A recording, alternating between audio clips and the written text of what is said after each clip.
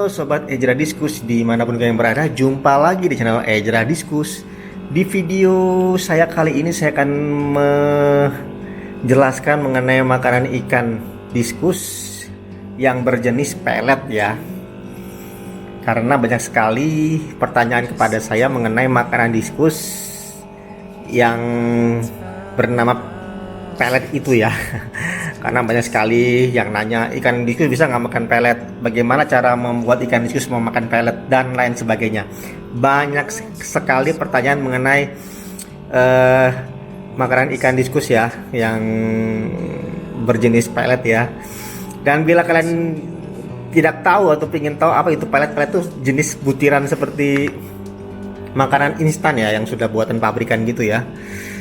Jadi kebanyakan memang para penghobi diskus itu memberikan makan hidup kepada ikan diskus ya, seperti cacing beku, cacing sutra gitu ya, maupun jenis-jenis pakan lainnya ya yang lebih senang ikan diskus makan ya, karena makan hidup itu lebih fresh ya. Burger juga makan hidup ya, itu makanan hidup yang diolah ya menjadi burger lempengan gitu ya, karena itu dari daging ya, dari daging jeroan gitu, jantung sapi diolah dengan beberapa macam tambahan di dalamnya sehingga menjadi burger ya, dan itu pun makanan mentah ya, dan itu dikategorikan makanan yang bukan instan atau bukan pabrik ya.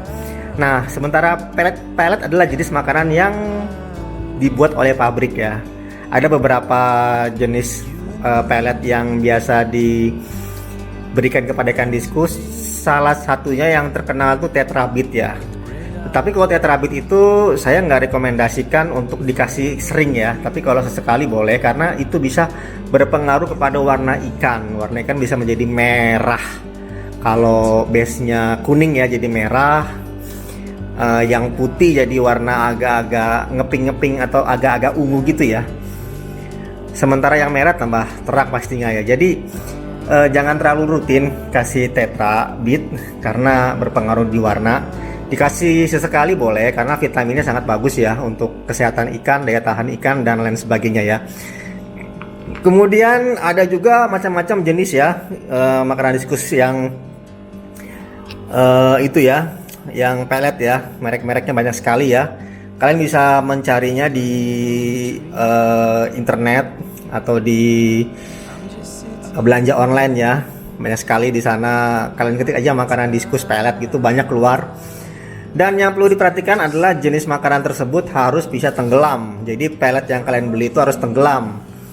Nah, ini salah satunya adalah merek Sugoi. Ini murah sekali ya. Ini saya nggak di endorse, nggak saya promokan, karena ini salah satu jenis yang tenggelam. Jadi dia bukan jenis pelet yang mengapung ya, karena ikan diskus itu suka makanan yang tenggelam. Kalau kalian perhatikan mereka makan burger, makan cacing gitu ya, cacing beku atau cacing sutra itu kan tenggelam ya teksturnya ya,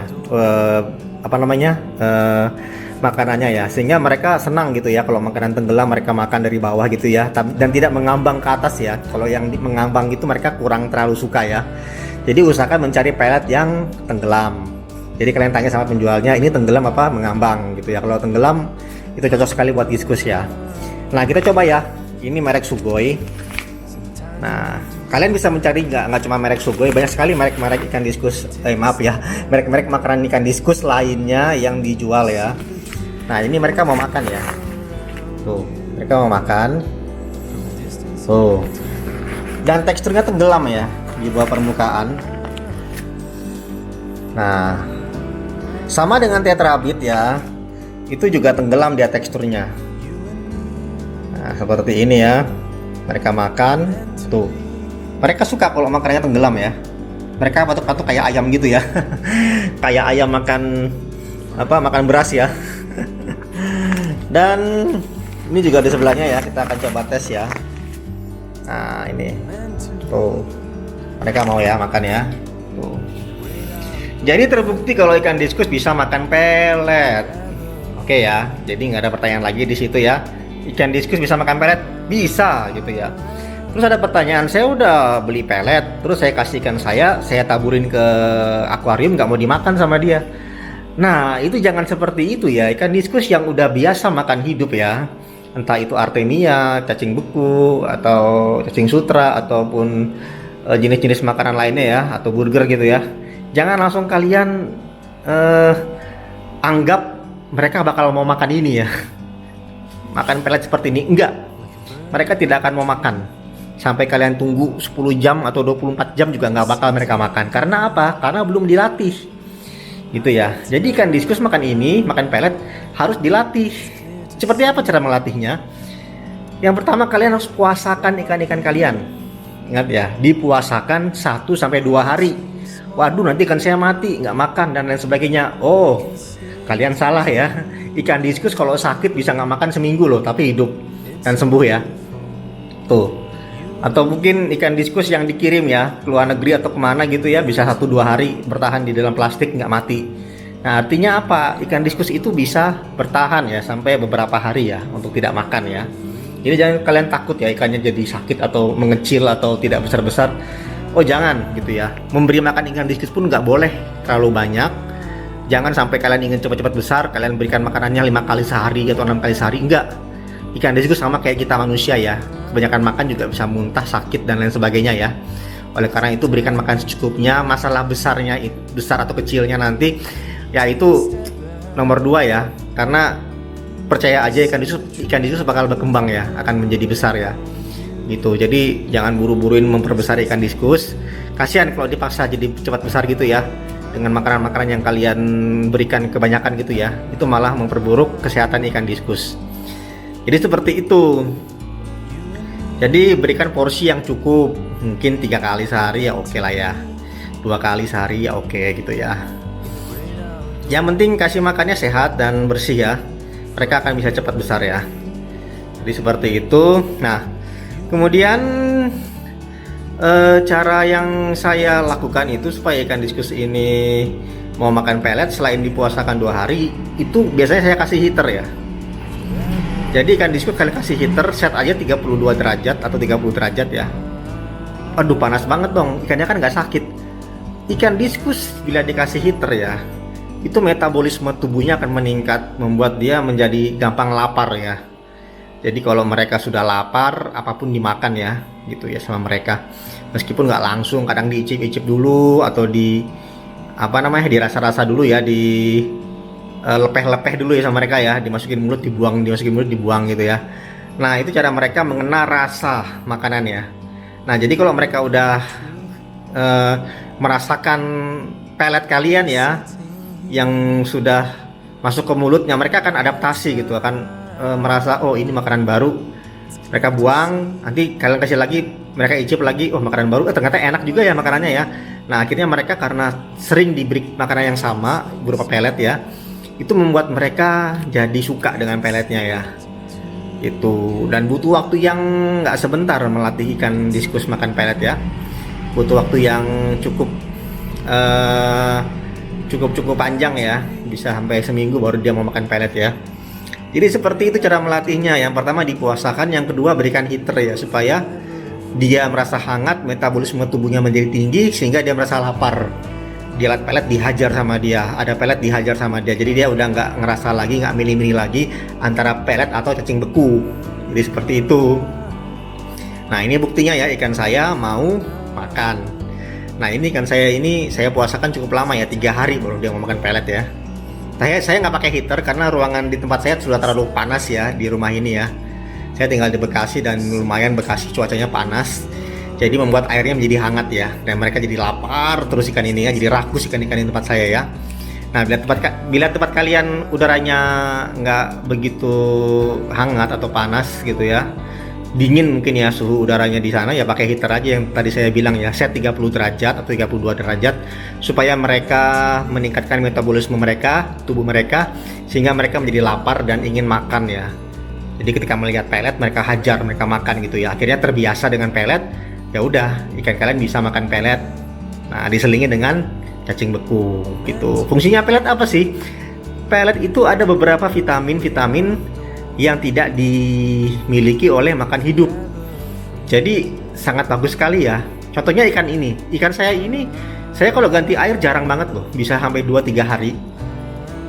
Padahal saya ada sifon seperti ini ya.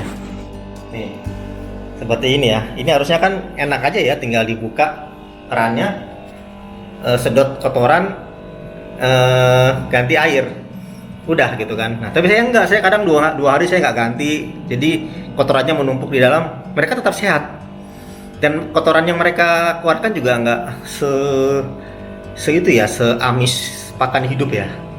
Dan kadang-kadang cacing beku juga kadang-kadang kalau mengendap di permukaan itu, kalau nggak dimakan sama mereka jadi basi ya, atau jadi, bukan basi sih, jadi bangke ya, yang bisa membuat air kalian tercemar ya dengan penyakit ya, dari pakan hidup yang telah membusuk di dalam air ya.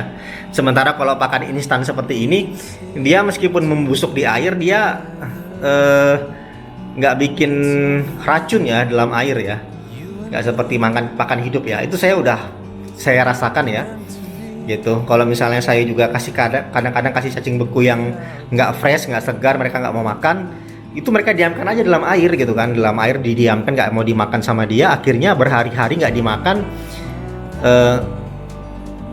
mengendap ya, mengendap di sifon, mengendap di macam-macam di permukaan juga ya, mengendap cacing bekunya, akhirnya ya jadi busuk ya. Pembusukan pada cacing itu membuat air menjadi sangat tidak sehat ya, dan membuat ikan menjadi sakit. Sementara kalau pakan instan, nah itu dia kalau lama di dalam air dia tidak berbahaya ya buat air ya, tidak seperti makanan hidup ya, seperti pakan hidup ya.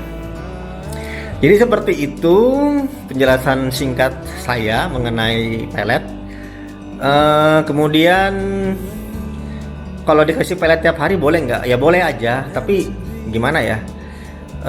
Sama kayak kita manusia ya. Kalau dikasih makanan instan kan nggak bagus juga ya. Perlu makanan yang variasi gitu ya, makanannya ya. Jangan instan terus gitu ya. Memang instan kadang-kadang sehat ya, ada vitamin-vitamin tambahan di dalamnya gitu ya. Tapi kita butuh juga makanan yang fresh, yang segar, yang sehat gitu ya. Yang sehat juga maksudnya.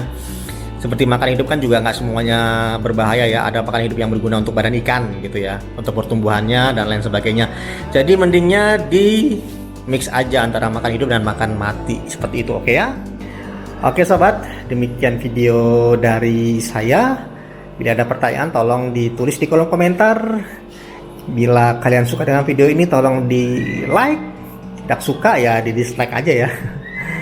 Dan dukung channel ini dengan cara subscribe agar channel ini semakin berkembang. Oke sobat, gua pamit dan salam Ejra Diskus. See you, dah. I got time. It's clear to see from up here the world seems small. We can sit together.